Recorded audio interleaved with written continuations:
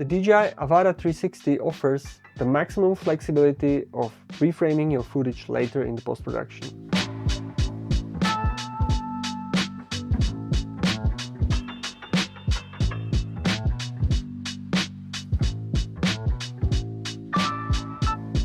The new Avata 360 is DJI's first 360 drone. While the drone body looks familiar, there are some specific changes. Comparing the new Avata 360 with the older Avata 2, you can immediately see that the drone is larger. It is wider, the props are larger, and just generally the whole design of the drone is to keep it as flat as possible. The flat design of the drone body makes a lot of sense because that allows for the 360 camera system to have both lenses as close to each other as possible, which allows for better stitching in the post-production.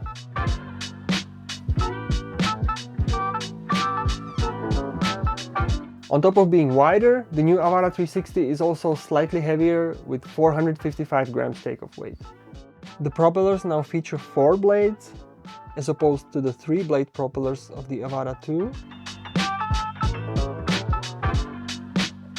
There is a microSD slot and USB-C port, which you can use to directly transfer footage. On top of supporting microSD cards, the Avata 360 also has an internal storage in case you forget your card or in case it's full.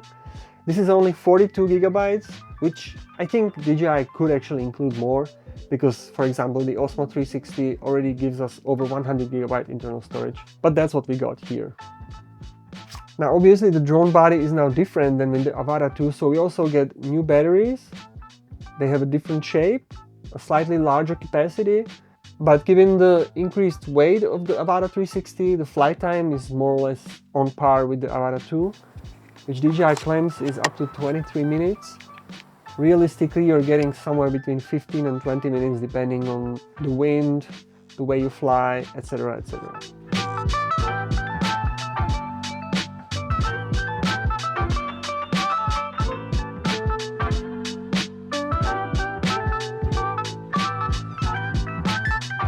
The Avata 360 comes with a cover for the camera module, which prevents the lenses from being scratched during transport.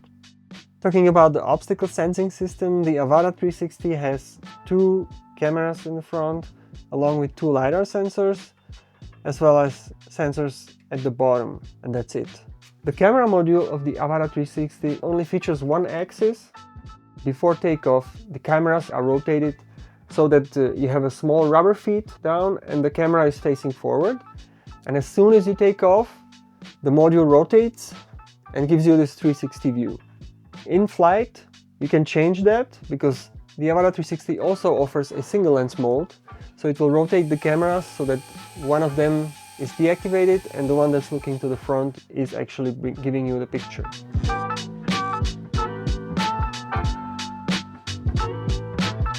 Currently, the single lens mode is only limited to 4K 60 FPS. If DJI with a future firmware update could add the 4K 100 or 120 FPS mode, that would be fantastic. In the 360 mode, we get 8K footage, so it's like a 4K square on the top and on the bottom, which results in 8K. But obviously, this 8K is the whole sphere, the whole 360 degrees. So 8K might sound like a high resolution, but it is, in my opinion, the bare minimum for 360 footage. Because the thing is, in the post-production you are reframing and you're only using a very small portion of the 8K image.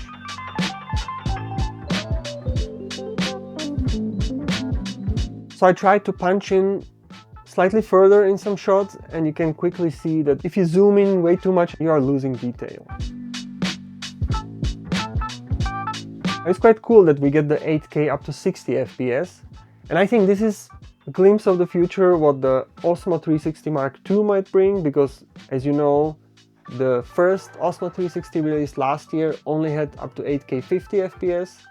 So I think what we are seeing now with the Avata 360 is kind of telling us what we can expect from the Mark II.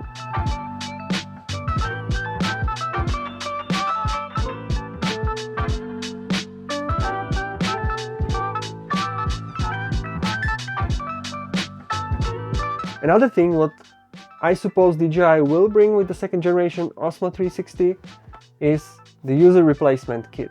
Because the Avata 360 does have it. If you damage a lens, you can just replace the lens yourself.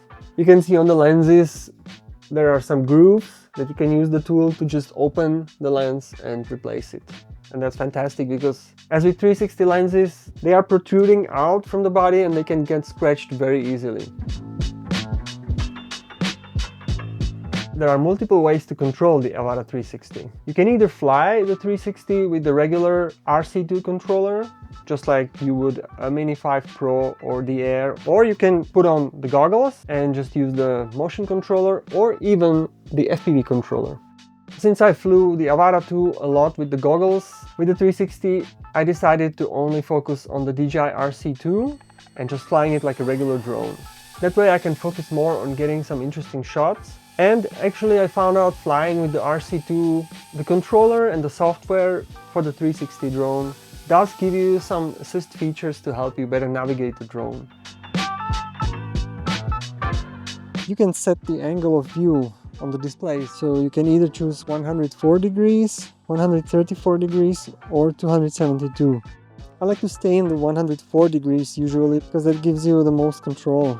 You can also use the right dial and just change to whatever angle you prefer. The other dial is used to tilt up and down the image. Flying the drone indoors is on one hand nice because the propellers are protected.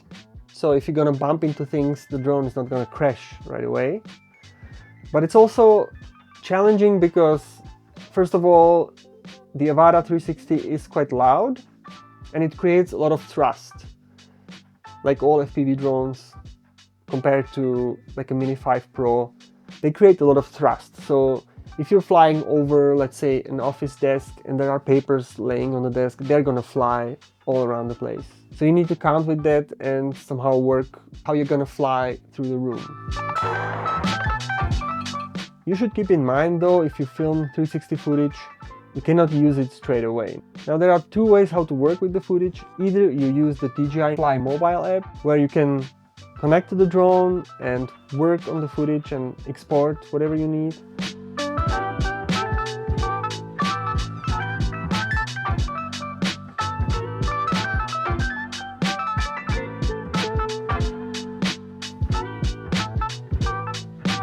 Or you can use the desktop version, the DJI Studio, that gives you more options to work with the footage. One interesting feature in the DJI Studio is intelligent tracking.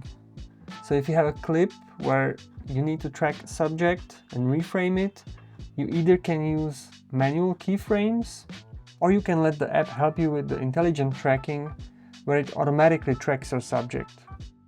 In my experience, this unfortunately does not always work well, so in some scenarios you might get better results using manual keyframes.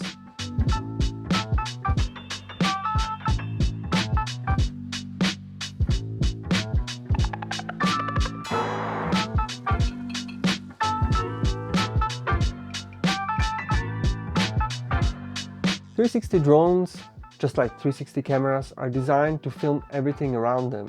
For the extra flexibility, you do need to sacrifice some image quality. I would say if you have the time and the option to frame, then you're better off flying a different drone, like the Avata 2 if you want FPV, or the Mini 5 Pro, Air 3S, where the camera is going to give you better image quality in that portion of the image you're trying to capture. The Avata 360 is good at filming stuff that is not as far away, but that is not too close either. So I would say filming a subject that is around 2 to 10 meters away from the drone is kind of the sweet spot for the Avata 360, because then the stitching is not a problem anymore, but also the resolution is still high enough to give you an okay image. So all in all, this is an interesting drone that's made for a specific purpose of maximum flexibility and getting shots that are otherwise impossible with other drones. Thank you guys for watching. I hope you found my video useful, and I'll see you in the next one.